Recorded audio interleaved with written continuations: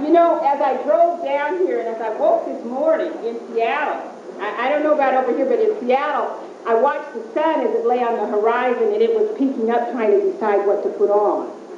And at first it seemed not to move, but then slowly stood, and her decision was obvious. For just a moment, she put on her most brilliant attire. Against her glowing copper skin, she wore her orange silk dress with her gold sequin jacket. And she stretched her long yellow gloves towards the skies and circled her sparkling smile with a bright red wide-brimmed hat. And then the clouds came riding in all puffed and proud on the wind's chariot, and the raindrops put on their slippers, and they were out there waiting to tap dance now on top of everything.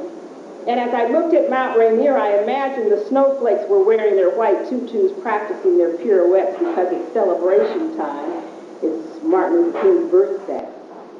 What's up? What's up? This is Dominic Hoyt from What's Up College Edition. I'm here with Dr. Mona Lake Jones, who gave a wonderful presentation of the celebration, remembering, and act of Martin Luther King. How are you doing, Mrs. Fine, Jones? thanks. I'm really glad to be here. Tell us a little bit about yourself. You do poetry, and tell us a little bit about yourself and why it is necessary to remember, celebrate, and act or have actions on the day of Martin Luther King. Well, let me just tell you a little bit about myself first, and then I'll answer the second part.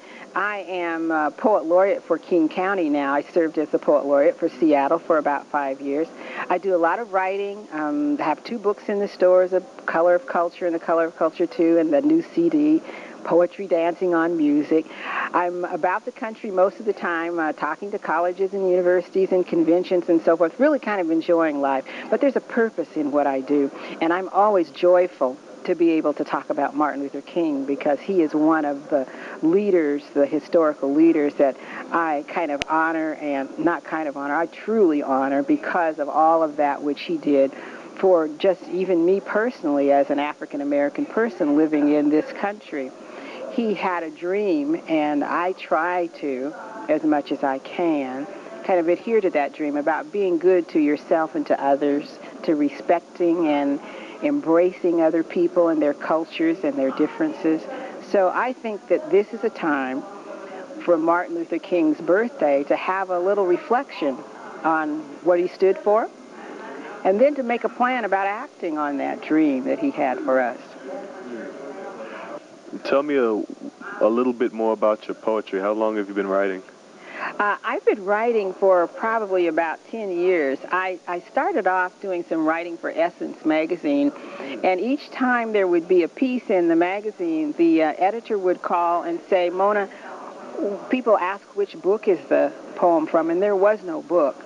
And she suggested to me that I make a compilation of some of the things that I did, and that's when I really got serious about writing and began to think about publishing and that kind of thing.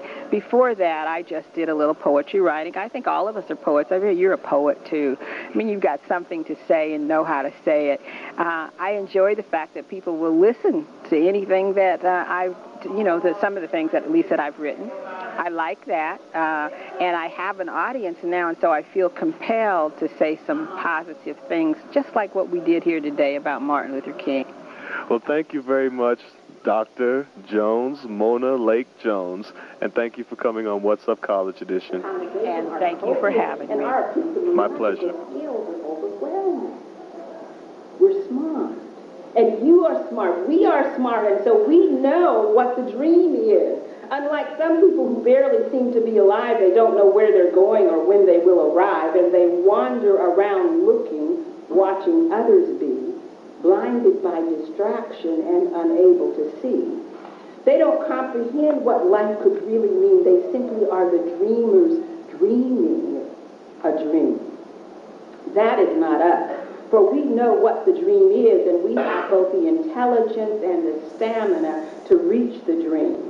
You know, there's an old saying that says, that talks about there being so much work to be done, and then this person says, you know, I would like to just do nothing and then rest afterward. That's not us. Not if we are attempting to reach the dream. Thank God Martin Luther King's ancestors, not then known by their slave names, crouched low in the ship, bent their backs, and grimaced well enough to bear the pain.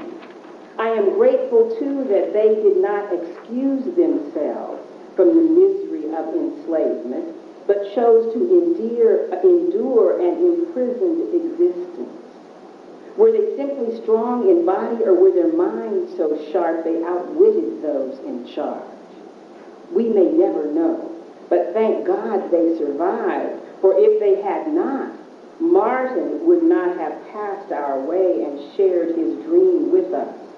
Those folks were remarkable people, those who blazed the first trails to build the dream.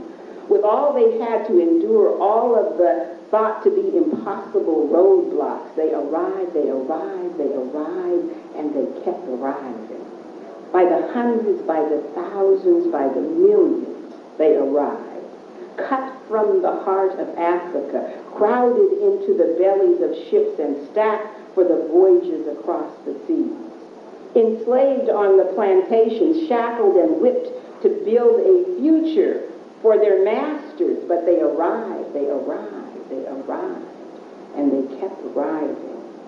Escaping through the underground, then ordered by the Emancipation Proclamation to be elevated to non-citizenship. Free, but unable to participate in the political process, no vote, and without the promised 40 acres and a mule. They arrived.